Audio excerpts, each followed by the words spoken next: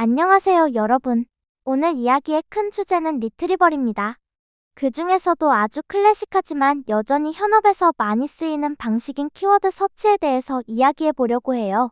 TF, IDF, BM25 그리고 요즘 뜨고 있는 스플레이드까지. 이 친구들은 전부 딥러닝 이전에 태어났거나 혹은 딥러닝을 조금 비틀어서 쓰는 방법들이라는 거예요. 그런데도 아직 살아있고 레그에서도 여전히 핵심 역할을 합니다. 오늘은 키워드 서치의 기본 원리가 무엇인지, 그리고 각 방법이 어떤 핵심 알고리즘 위에 서 있는지 차근차근 살펴보려고 합니다. 먼저 전체 구조를 한번 보겠습니다. 오늘 내용은 크게 세 파트예요. 첫 번째, 임베딩과 유사도 매트릭. 벡터가 뭔지, 스파스와 덴스는 뭐가 다른지, 그리고 왜 닷 프로덕트랑 코사인 유사도를 나눠서 봐야 하는지 알아볼 거예요. 두 번째, 오늘의 메인, 스파스 임베딩 기반의 키워드 서치입니다. 기본 메커니즘부터 TF, IDF, BM25 스플레이드까지 살펴보겠습니다. 세 번째, 오늘 이야기 전체를 한 번에 정리합니다. 오늘 목표는 단순해요. 발표 끝나고 나가실 때, 이 상황에서는 댄스, 이 상황에서는 스파스, 이 판단 기준 하나만 가져가시면 성공입니다. 그럼 본격적으로 들어가기 전에 챕터 1부터 시작해 볼게요. 사실 이 챕터는 키워드 서치를 설명하기 위한 긴 워밍업입니다. 왜냐하면 우리가 보통 키워드 서치 이야기하면 바로 TF, IDF나 BM25부터 떠올리는데 그 전에 꼭 짚고 가야 할 질문이 있어요. 벡터 검색에서 말하는 비슷하다는 도대체 뭘까? 벡터로 표현하면 어떤 때는 크기가 중요하고 어떤 때는 방향이 중요합니다. 이 차이를 이해하지 못하면 왜 키워드 서치에서 닷 프로덕트가 그렇게 잘 맞는지 절대 납득이 안 돼요. 그래서 먼저 벡터 유사도의 세 개부터 차근차근 정리하고 가겠습니다. 먼저 제일 기본부터 시작해 볼게요. 임베딩. 어떤 대상을 벡터로 표현한 것입니다. 예를 들어 여기 보시는 것처럼 텍스트 하나를 넣으면 숫자들의 리스트가 나오죠. 이 숫자 하나하나는 사실 그 자체로는 아무 의미가 없습니다. 마이너스 0.008이 예쁜 숫자인지 0.015가 중요한 숫자인지는 전혀 중요하지 않아요. 중요한 건 이 숫자들이 모여서 어떤 대상을 같은 방식으로 표현한다는 것. 그래서 같은 문장이라도 모델이 다르면, 목적이 다르면 전혀 다른 벡터 표현이 나올 수 있습니다. 자, 그럼 질문 하나 해볼게요. 왜 굳이 말, 이미지, 소리를 숫자로 바꿔야 할까요? 답은 굉장히 단순합니다. 숫자로 만들면 수학을 쓸 수 있기 때문입니다. 숫자가 되면 더할 수 있고 곱할 수 있고 거리도 재고 방향도 볼 수 있죠. 이게 바로 우리가 벡터로 표현하는 이유입니다. 그래서 여기 있는 고양이도 이렇게 말하죠.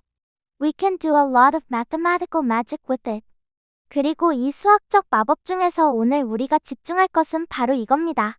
가까움을 잴 수 있다는 것. 이 두 사람이 누가 더 가깝고 누가 더 먼지를 눈이 아니라 숫자로 판단하는 것. 이제부터는 이 가깝다 멀다를 어떻게 계산하는지가 핵심이 됩니다.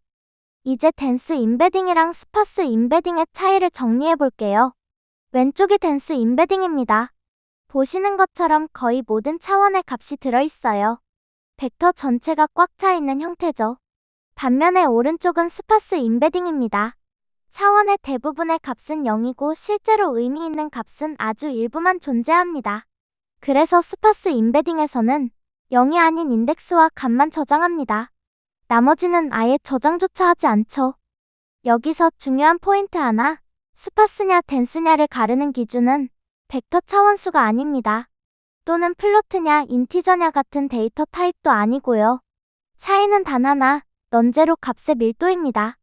값이 대부분 차 있으면 댄스, 값이 대부분 비어 있으면 스파스.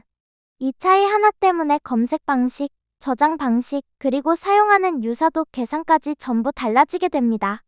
앞에서 봤듯이 임베딩의 진짜 마법은 서로 얼마나 비슷한지를 숫자로 잴 수 있다는 것이에요. 사람으로 치면 A랑 B가 얼마나 가까운 사이냐를 감으로 말하는 게 아니라 수치로 말하는 거죠. 이걸 가능하게 해주는 게 바로 Similarity Metric, 유사도 지표입니다. 벡터 세계에는 여러 가지 유사도 지표가 있어요. 코사인 유사도, 닷 프로덕트, 유클리디안 거리, 맨해튼 거리. 마치 자로 재느냐, 각도를 보느냐, 길을 걷느냐 같은 차이죠.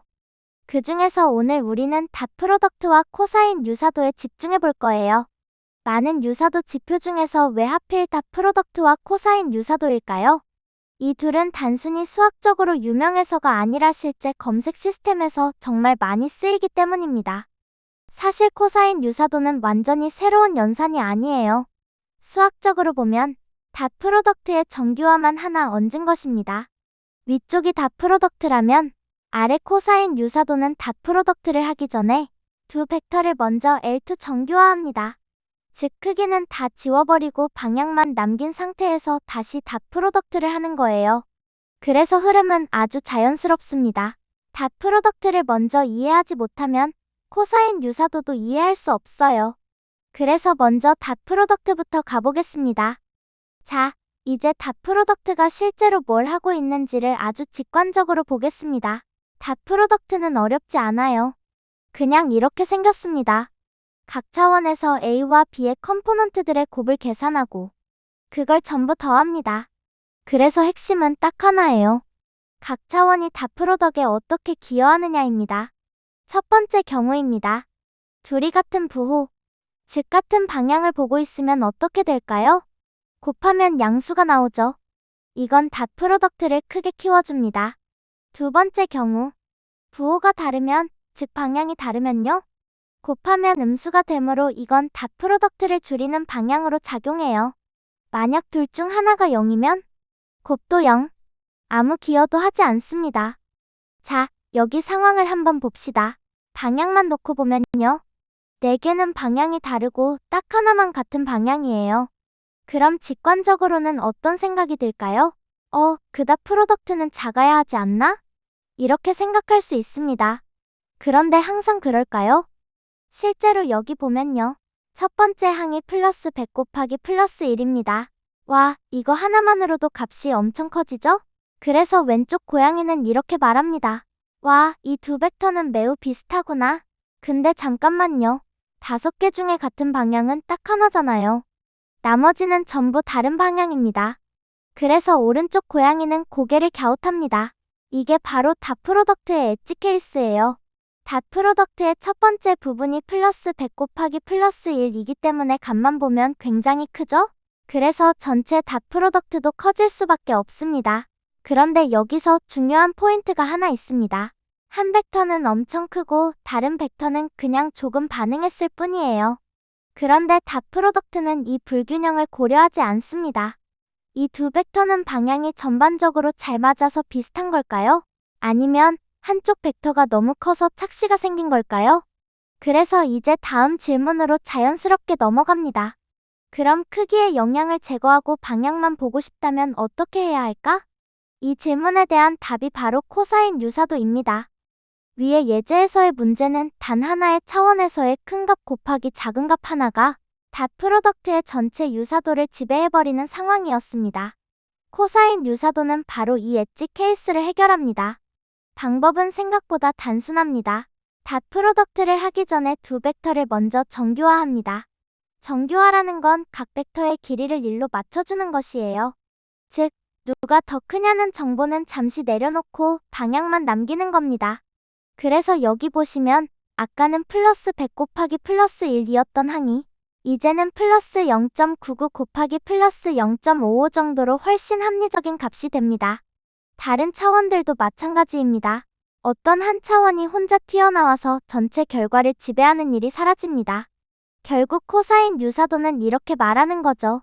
크기가 아니라 방향이 얼마나 비슷한지 보자. 정리하면 코사인 유사도는 닷 프로덕트의 크기 편향을 제거한 지표입니다. 자, 이제 진짜 중요한 질문을 하나 해볼게요. 정규화를 하고 안 하고가 정말 큰 차이를 만들까요? 답부터 말하면 네, 그렇습니다. 상황을 하나 만들어 볼게요. 기준 벡터는 A입니다. 그리고 후보 벡터 2개가 있어요. B1과 B2죠. 이제 닷 프로덕트로 B1과 B2 중에 기준 벡터와 더 비슷한 벡터가 어떤 것인지 계산해 보겠습니다.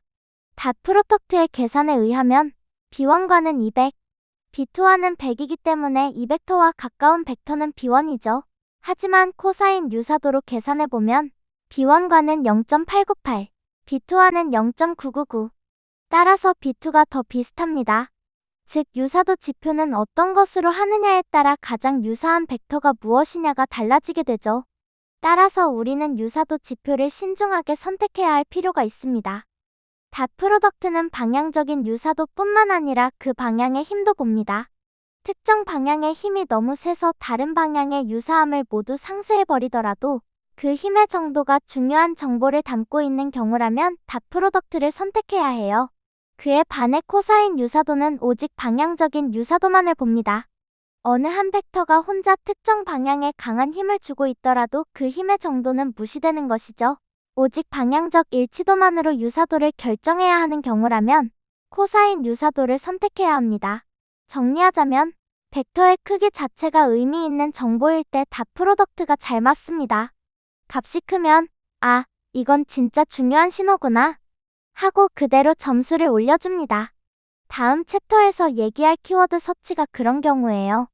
반대로 코사인 유사도는 같은 방향을 보고 있느냐? 이것만을 봅니다. 벡터의 크기를 무시하고 의도, 방향, 의미 정렬만 봅니다. 이제 이 차이를 머릿속에 넣고 다음 챕터에서 왜 키워드 서치에서는 닷 프로덕트가 자연스러운 선택인지 스파스 임베딩과 함께 하나씩 뜯어보겠습니다.